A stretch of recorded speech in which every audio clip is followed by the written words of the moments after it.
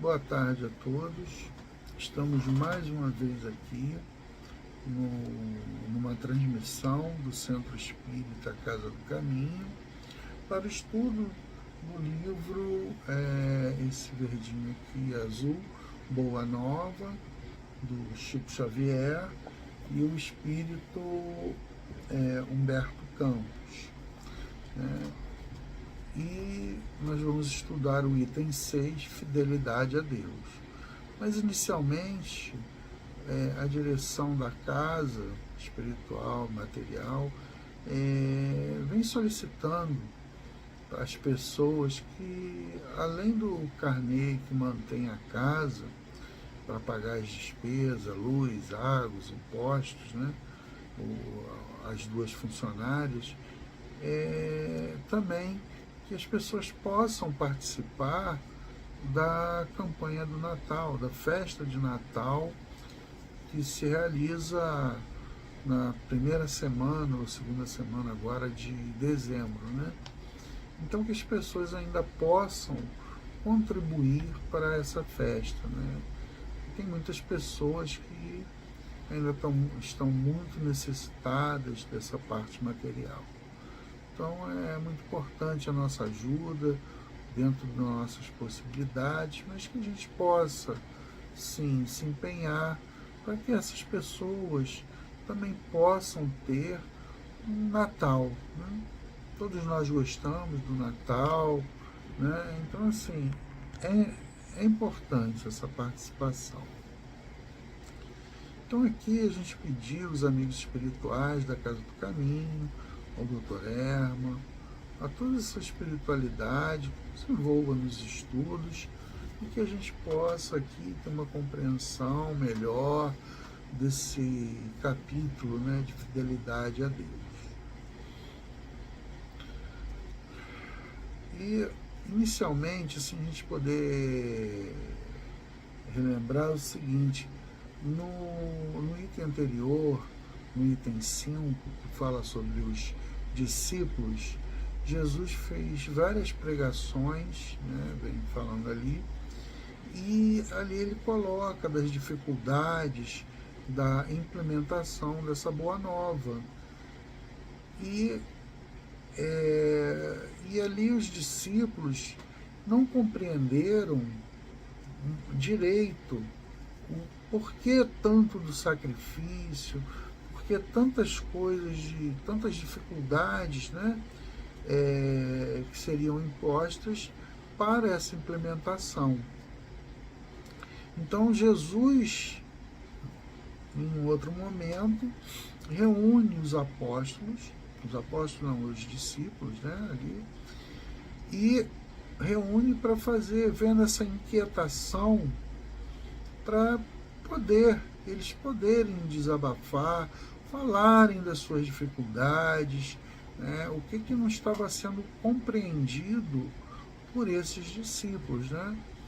E aqui no item 6, Fidelidade a Deus, a gente começa assim: depois das primeiras pregações de Jesus, respeito aos trabalhos ingentes que a edificação do reino de Deus exigia dos seus discípulos, esboçou-se na fraterna comunidade um leve movimento de incompreensão. E aí os discípulos falam que, pois a boa nova reclamaria tamanhos sacrifícios, né? Então aqui os apóstolos começam, né, a colocar as suas inquietações em relação a todo esse sacrifício que deveria ser feito, né? Como Jesus já tinha pregado, as pessoas serem entregues ao sinédrio, e por aí vai, tantos enfrentamentos que viriam por uma mudança, né, na realidade de comportamento, e isso teria que ser enfrentado. E isso, como tudo que é novo, gera dificuldades, né? As pessoas não aceitam. E isso viria também transformar esses discípulos, né? Porque quando a gente começa realmente a ter um entendimento das coisas de Deus, trabalhar em função da sua obra, nós começamos a ter realmente uma modificação nos nossos comportamentos, nas nossas atitudes diante da vida. Só que naquele momento eles estavam ainda muito inquietos, incompreensíveis com tudo que Jesus havia pregado anteriormente. Então Jesus ele fala o seguinte: na causa de Deus, a felicidade ou a fidelidade deve ser uma das primeiras virtudes. Quer dizer, tudo que nós trabalhamos em função de Deus, nós temos que ser fiéis a essa tarefa. Né? Ainda para o nosso nível evolutivo, nós ainda temos grandes dificuldades de abrir mão de alguns prazeres que a vida nos proporciona, a vida terrena. Então, isso é uma grande dificuldade ainda para nós, né? A gente pode perceber que nós estamos aí há mais de 2000 anos tentando implementar essas questões, né? Então, para vocês verem a nossa dificuldade. E aqui, aí ele continua, Jesus continua, onde o filho e o pai que não desejam,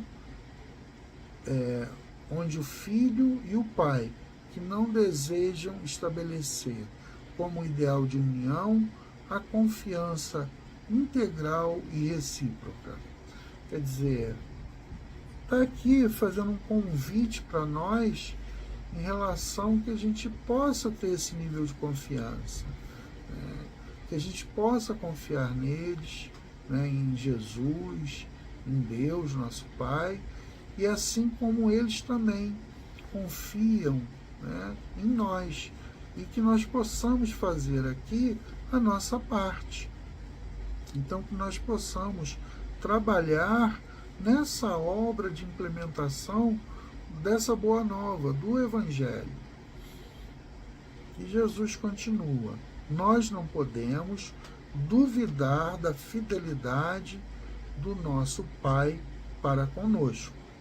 Né? Quer dizer, a gente não pode ter dúvida em relação de como esse Pai amoroso, bondoso, é com a gente, da fidelidade dele, de trazer para todos nós esse amor aí infinito, né?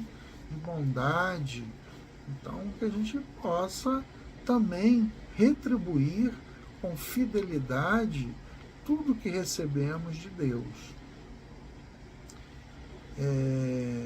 Sua dedicação nos cerca os espíritos desde o primeiro dia.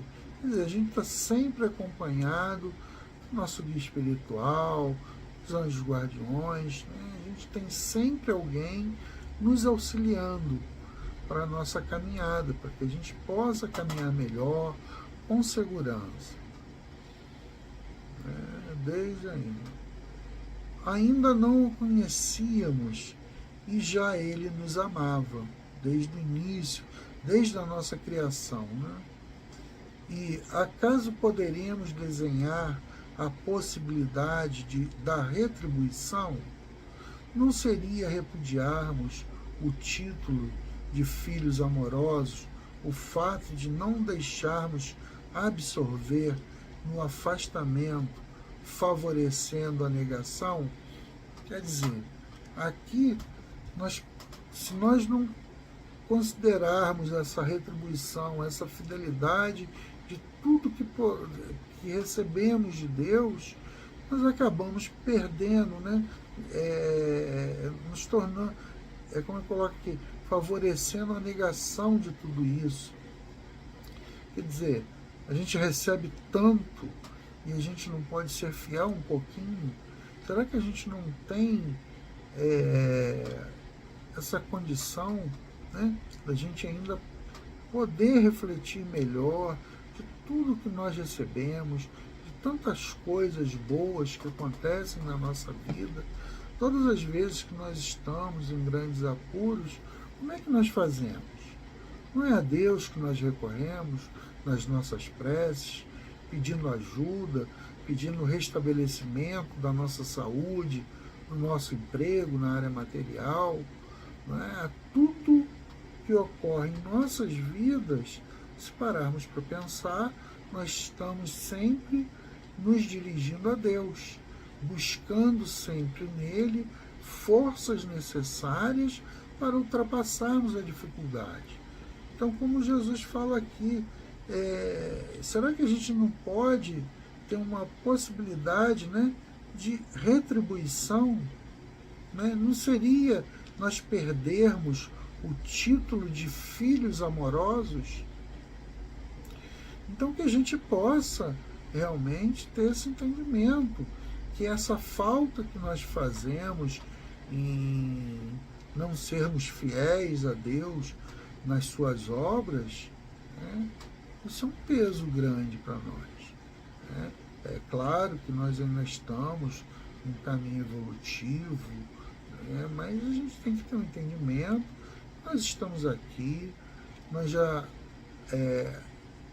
temos um nível de consciência melhor do que no passado, já estamos há centenas de encarnações buscando uma compreensão. Hoje nós temos esses estudos, né, podendo já estar estudando a doutrina espírita, estudando essas comunicações que são transmitidas por esses espíritos superiores para todos nós, para que nós possamos modificar a nossa conduta de vida. Então, a gente possa abrir mão também de muitas das coisas que são prazerosas, né? Porque quando é para o nosso prazer, nós abraçamos, né, as causas, né, os prazeres do consumo material, da sensualidade, e por aí vai, né? Então, quando nós estamos no plano espiritual, nós buscamos ter uma ideia de um comportamento diferente. E quando nós estamos encarnados, somos seduzidos pelos prazeres terrenos. Né? Então, Jesus vem fazer aqui uma chamada a todos nós, para que a gente possa ter um caminho mais adequado, que vá nos trazer coisas mais definitivas para nós. Porque esses prazeres que nós temos aqui, eles são passageiros, são transitórios, né? E nós ficamos muito dependentes da parte material, esquecemos da parte espiritual, né? Esquecemos dos nossos irmãos, em auxiliar os nossos irmãos, já que nós estamos aqui estudando a doutrina espírita, nós já estamos dando um passinho à frente. Né? Então, assim, é importante que a gente possa refletir sobre todos os estudos que são feitos dentro da casa. Os estudos são para que a gente movimente as nossas energias no caminho do bem, no caminho dessa boa nova, né, dessa implementação de uma forma mais eficaz, né, que a gente possa botar em prática todos esses ensinamentos que Jesus vem trazer para nós. E ele continua aqui, né, o afastamento favorecendo a negação. Como os discípulos o escutassem atentos, bebendo-lhe os ensinos, o mestre acrescentou: tudo na vida tem o preço que lhe corresponde. Se vacilais, receosos ante as bênçãos do sacrifício e as alegrias do trabalho, meditai nos tributos que a felicidade ao mundo exige. O prazer não costuma cobrar o homem um imposto alto e doloroso? quanto pagarão em flagelações íntimas, né? O vaidoso e o avarento, qual o preço que no mundo reclama ao gozador e ao mentiroso? Então Jesus aqui vem nos esclarecendo que nós nos esforçamos muitas vezes para termos as coisas e acabamos, como ele coloca aqui, né? E são cobrados impostos altos e dolorosos. E com isso nós temos muitas flagelações íntimas. Então a gente abre muito a mão de prazeres que vão ficar conosco, né? Assim, os prazeres que nós temos em trabalhar no caminho do bem, poder ajudar os nossos irmãos que ainda não têm o mesmo nível de compreensão que a gente já tem, que a gente andou um pouquinho mais estudando. Então, se a gente tem isso, que a gente possa distribuir. E quanto isso nos traz tanta alegria, tanta felicidade, da gente poder já estar compreendendo um pouco melhor essa boa nova.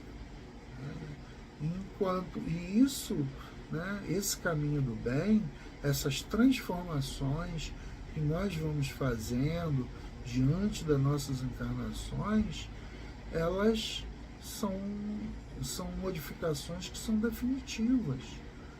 Enquanto que esses impostos altos e dolorosos, para que a gente esteja nesse mundo material só se dedicando às questões materiais, sensuais dessa vida terrena, isso tem um preço, né? E como Jesus coloca, é um preço alto. Então, por que a gente abre mão de termos algo definitivo, algo que vai nos trazer um prazer, não nos vai causar dor, muito pelo contrário, mas nós ainda abrimos mãos de tudo isso para ter um prazer temporário, doloroso, e que nós acabamos agindo contra nós mesmos, né? É como Jesus coloca, né? Em flagelações íntimas. Porque a gente olha aí nas redes sociais, você só olha a felicidade. As pessoas não botam as dificuldades, né? Então, aparentemente, parece que está todo mundo bem, né? Mas cada um sabe a sua dor, né? Lá no fundo, aonde não coloca a expor isso publicamente. Então, essas decisões que são tomadas para se manter no meio, né, que a gente quer se manter no meio, né? A maior parte das pessoas age de determinada forma. Então, as pessoas ainda querem se manter daquela forma, não querem estar fora do grupo, né? Desse grande grupo que agem pelos prazeres da vida. Então, assim, uma consequência simples aqui, quando a gente entra no prazer, por exemplo, da gula, o quanto de saúde nós perdemos. Entramos nos vícios, né? Do alcoolismo, do fumo, por aí vai, né? São coisas que te dão um prazer imediato, mas tem uma consequência também, e que é uma consequência desagradável para todos nós. Que a gente possa pensar nisso. E nós temos do outro lado sacrifícios. Qual é o sacrifício que nós vamos fazer da implementação da Boa Nova? É abrir mão desses prazeres. E aí, isso é uma coisa que nos toca ainda, porque nós ainda temos essa raiz desse prazer imediato, né? Então, que a gente possa ainda refletir, ver as dores que nós sentimos devido às nossas decisões equivocadas, né? Ver, olhar realmente a raiz de todos os nossos problemas. E Jesus continua aqui. Qual o preço que o mundo reclama ao gozador e ao mentiroso, né? Ao clarão, ao vacento da lua, como pai bondoso, rodeado de seus filhinhos, Jesus reconheceu que os discípulos, diante das suas cariciosas perguntas, haviam transformado a atitude mental como iluminados por súbito clarão. Quer dizer, essa conversa que começou a ter com esses discípulos, eles começaram a clarear diante desse trabalho que deveria ser realizado na implementação do Evangelho. Quando a gente fala Boa Nova, nós estamos nos referindo ao Evangelho. E aí, timidamente, Tiago, filho de Alfeu, contou a história de um amigo que arruinara a saúde por excessos nos prazeres condenáveis, né? Foi o que eu falei anteriormente. Mas aqui eles já vêm, os discípulos, se posicionando, trazendo exemplos das coisas que eles começaram a poder a observar em relação a que tudo que Jesus trouxe para eles naquele momento. Tadeu falou de um conhecido que depois de ganhar grande fortuna se havia tornado avarento e mesquinho, ao ponto de privar-se do necessário para multiplicar o número de suas moedas, acabando assassinado pelos ladrões. Vocês vejam aqui, né? O dinheiro, né? O quanto mexe com a pessoa. De repente ela era uma pessoa boa, que estava ali num bom relacionamento, mas a partir do momento que o dinheiro entra na nossa vida em grande quantidade, né? Quantas modificações as pessoas fazem na vida em função do dinheiro, né? E aí os impostos, como foi falado aqui anteriormente, vêm de uma forma muito dolorosa, né? E Jesus, depois de ouvi-los, satisfeitos, perguntou. Porque Jesus estava ficando satisfeito porque estava vendo que aqueles discípulos já estavam entendendo o que ele estava tentando transmitir.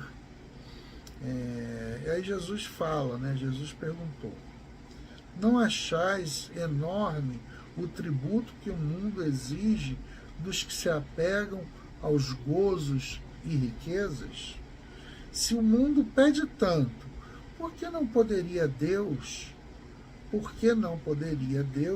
pedir-nos lealdade ao coração?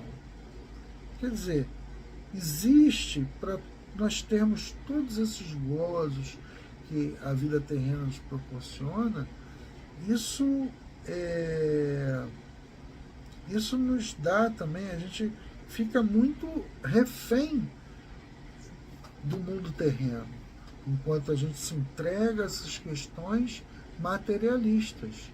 Nós necessitamos do dinheiro, não vou dizer para vocês que não é bom ter dinheiro, que não é isso, mas que nós tenhamos maturidade e sabedoria para saber usar esse dinheiro, principalmente quando vem um dinheiro de uma forma assim, de valores muito altos, né?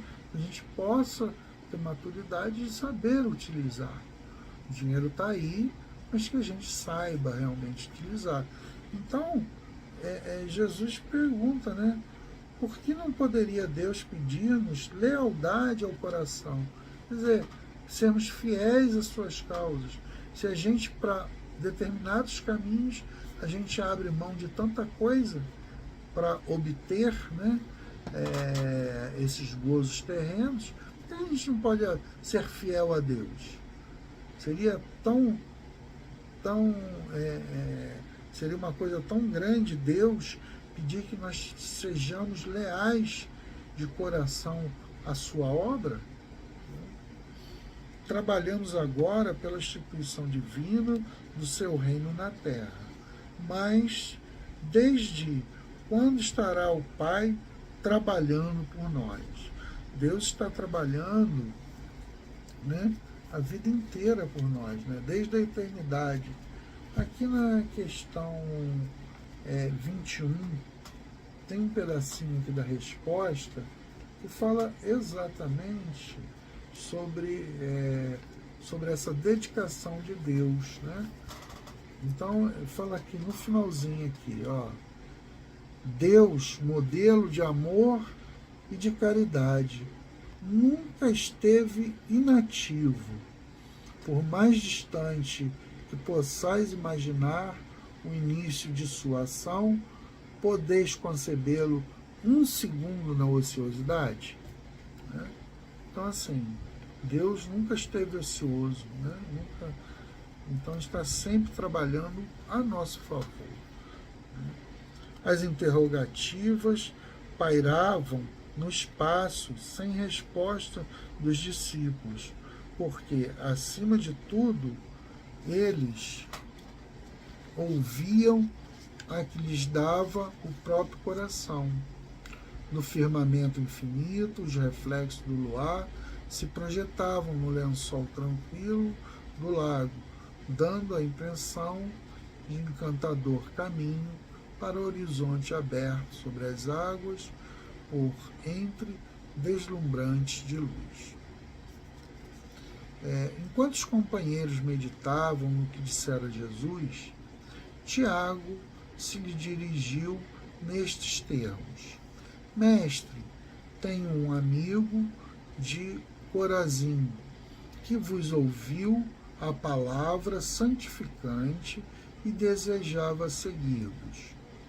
Porém, asseverou-me que o reino pregado pela vossa bondade está cheio de numerosos obstáculos, acrescentando que Deus deve mostrar-se a nós outros somente na vitória e na ventura. Devo confessar que hesitei ante as suas observações, mas agora esclarecido pelos vossos ensinamentos, melhor vos compreendo e afirmo-vos que nunca esquecerei minha felicidade ao reino, né? Então, assim, que nós possamos aqui pensar, quando ele fala aqui, ó, nós outros somente na vitória e na aventura. Quer dizer, a gente só teria isso, né? Então, quer dizer, nas horas difíceis, a gente não vai pensar em Deus, no que nós estamos recebendo. Então, esse amigo aqui de Tiago, né, ele estava querendo só os benefícios, trabalhando em cima disso, né? Mas como tinha que abrir mão de uma série de coisas, ele recusou, né? Ele, diante dessa prova, essa que é a realidade, né? Ele pegou e Tiago inicialmente não entendia, né, o que Jesus havia pregado anteriormente. E já estava, né, como ele falou aqui, ele se hesitou em relação às indagações desse amigo. Então, assim, muitas das vezes as pessoas tentam nos convencer de coisas bem diferentes dos caminhos que devemos seguir verdadeiramente, né? Então, as pessoas só querem estar em condições favoráveis. Essa que é uma das grandes realidades ainda, né? E aí continua aqui, ó, a voz do apóstolo, na sua confissão espontânea, se revelava tocada de entusiasmo, doce e amigo, E o Senhor, aproveitando a hora para a semeadura divina, exclamou: bondoso, Tiago, nem todos podem compreender a verdade de uma só vez. Quer dizer, nós, por mais que nós queiramos que as pessoas que nós amamos, que nós temos relacionamentos, né, muito grandes, eles não vão se modificar da noite para o dia, assim como nós também não se modificamos e estamos aqui há várias e várias encarnações e agora estamos tendo a oportunidade de poder fazer esses estudos doutrinários, né? Em quantas encarnações nós demoramos para aceitar, buscar ter um entendimento sobre essa boa nova, né? Então, por mais que nós amemos o outro, né? Pode ser um filho, um amigo, uma esposa, né? E que a gente queira de coração que essas pessoas se modifiquem, não vai ser da noite para o dia, assim como não foi com cada um de nós, né? E aí Jesus continua: devemos considerar que o mundo está cheio de crentes que não entendem a proteção do céu, senão nos dias de tranquilidade e de triunfo. Nós, porém, que conhecemos a vontade suprema, temos que lhe seguir o roteiro. Não devemos pensar no Deus que concede, mas no Pai que educa. Não no Deus que recompensa, sim no Pai que aperfeiçoa. Daí se segue que a nossa batalha pela redenção tem de ser perseverante e sem trégua. Quer dizer, a gente não pode pensar num Pai que só fica concedendo as coisas para nós. Nós temos que olhar para Deus como um Pai que nos educa, né? Nós que somos ainda imperfeitos, nós muitas das vezes recusamos dar alguma coisa para o nosso filho, né? Em qual é o intuito? O intuito de educar a ele, mostrar que as coisas têm limite, nós temos os nossos limites financeiros, e muitas das coisas nós olhamos e vemos que não vão ser boas para o nosso filho. Se nós temos essa capacidade, imagina Deus, né, em relação a nós. E continua aqui. Nesse interim, todos os companheiros de apostolado, manifestando o interesse que os esclarecimentos da noite lhes causavam, se puseram a perguntar com respeito e carinho. Quer dizer, tudo isso começou a movimentar esses discípulos em fazer perguntas, percebendo que já estavam mais esclarecidos, e começaram, né, a indagar aqui as questões com Jesus, né? Mestre, exclamou um deles, não seria melhor fugirmos do mundo para viver na incessante contemplação do reino? Que diríamos do filho? Aí Jesus vai responder: que diríamos do filho que se conservasse em perpétuo repouso junto de seu pai, que trabalha sem cessar no labor da grande família, né? Quer dizer, um deles exclama, né, por que a gente não fica só na contemplação do reino de Deus? E aí Jesus fala: poxa, imagina você ficar deitado o tempo todo enquanto seu pai trabalha. Então nós temos a nossa responsabilidade do trabalho para o estabelecimento desse reino aqui na Terra. Assim como é por isso que é pedida essa fidelidade, né? Para que nós façamos a nossa parte, poder ajudar aqueles que estão mais atrasados que nós. Tem outros que estão na nossa frente, que vêm dar exemplos e vêm nos ajudar, né? Mas de que modo se há de viver... Não, peraí, desculpa. Tá certo. Mas de que modo se há de viver como um homem e como um apóstolo do reino de Deus na face deste mundo? Inquiriu Tadeu.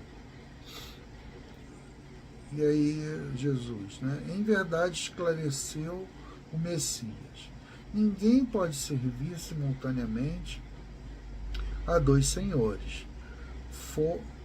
Isso aqui é aquela parte, né? Servir a Deus e a Mamon. Porque Mamon significa essa questão do materialismo. Como é que a gente pode servir a Deus e a Mamon? A gente estaria sendo infiel com um deles, né? Então, que a gente seja fiel a Deus. Fora o absurdo, viver ao mesmo tempo para os prazeres condenáveis da terra e para as virtudes sublimes do céu. Então, quer dizer, vive para um e para outro coisas completamente opostas. Não temos condições disso, né? O discípulo da Boa Nova tem de servir a Deus, servindo a sua obra neste mundo. Ele sabe que se acha a laborar com muito esforço num grande campo, propriedade de seu pai, que o observa com carinho e atenta com amor nos seus trabalhos. Imaginemos que esse campo estivesse cheio de inimigos. Por toda parte, vermes asquerosos, víboras peçonhentas, tratos de terra improdutiva. E certo que as forças destrutivas reclamarão a indiferença e a submissão do Filho de Deus. Mas o filho de coração, fiel ao seu pai, se lança ao trabalho com perseverança e boa vontade.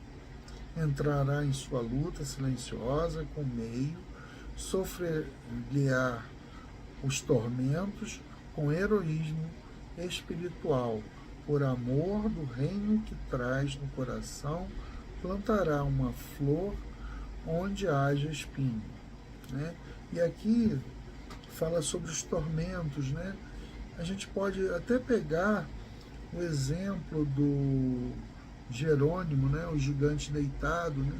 Com todas as suas dificuldades que acabou tendo, né? Com artrite reumatoide, né? Progressiva, não podendo mais se mexer, era carregado para fazer as palestras, um excelente orador. Então, assim, ele, diante de todas essas tormentas, ele estava ali. Chegou a ficar cego, né? E quanto trabalho ele fez para a doutrina espírita.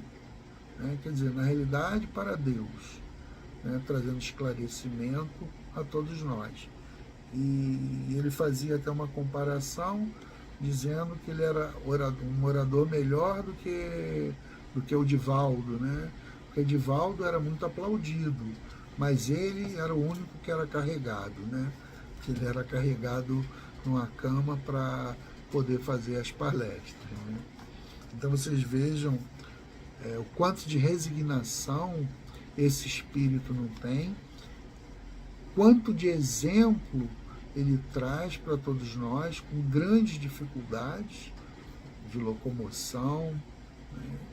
E estava ali, trabalhando para Deus.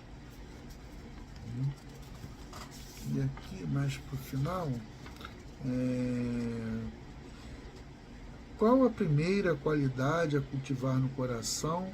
Perguntou um dos filhos de Zebedeu,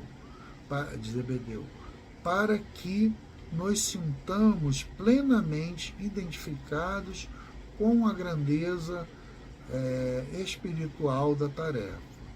Jesus responde, né? Acima de todas as coisas, é preciso ser fiel a Deus. A pequena assembleia parecia altamente enlevada e satisfeita. Mas André inquiriu: Mestre, nesses últimos dias tenho-me sentido doente e receio não poder trabalhar como os demais companheiros. Como poderei ser fiel a Deus estando enfermo? Esse foi o exemplo que eu trouxe aqui, né? Agora, do gigante deitado, né? De Jerônimo. Então Jesus ouve e replicou: o Senhor, com certa ênfase: nos dias de calma é fácil provar-se fidelidade e confiança, né? Não se prova, porém, dedicação verdadeiramente, senão nas horas tormentosas, em que tudo parece contrariar e perecer. O enfermo tem consigo diversas possibilidades de trabalhar para o nosso Pai, o que Jerônimo fez, com mais altas probabilidades de êxito no serviço. Tateando ou rastejando, busquemos servir ao Pai que está nos céus, porque nas suas mãos divinas vive o universo inteiro. Né? Então, assim, esse universo, essa criação toda de Deus. Né? E isso aqui foi como eu falei, na questão da enfermidade. Né? Quantas pessoas, além de Jerônimo, nós conhecemos com grandes enfermidades, estão aí no trabalho, nos transmitindo um exemplo de vida. Né? E aí eu dou uma puladinha aqui. O grupo dos apóstolos calar-se impressionado ante aquelas recomendações.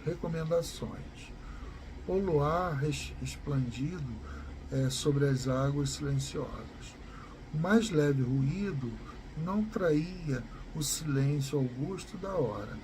André chorava de emoção, enquanto os outros observavam a figura do Cristo iluminada pelos clarões da lua, deixando entrever um amoroso sorriso.